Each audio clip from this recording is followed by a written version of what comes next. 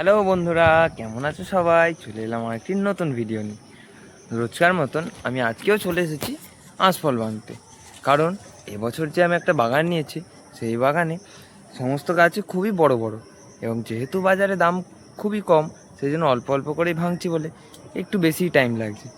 তা এখন দেখতেই পাচ্ছ আমি গাছের একদম টপ ফ্লোরে চলে এসেছি, একদম টপ ফ্লোরে। তোমাদেরকে আমি দেখাচ্ছি, জাস্ট দাঁড়াও।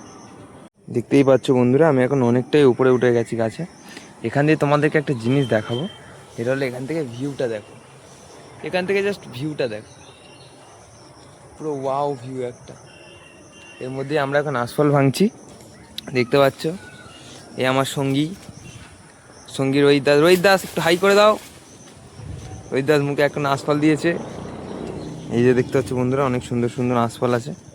এগুলোই আমরা ভাঙবো এবং বাজারেতে নিয়ে যাব।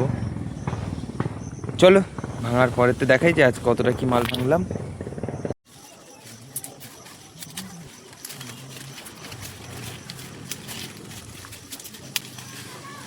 দেখতে পাচ্ছ বন্ধুরা, কত বড় বড় এবং সুন্দর সুন্দর আঁশফল ভেঙেছি।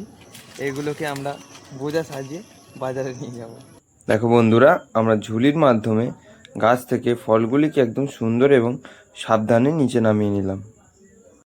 ফলগুলিকে সুন্দর করে বাড়িতে আনার পরে সুন্দর সুন্দর করে আটিগুলি বেঁধে নিয়েছিলাম, এবং কিভাবে আটিগুলি বাঁধতে হয় সেগুলি তোমরা অবশ্যই আগের ভিডিওতে দেখেছো।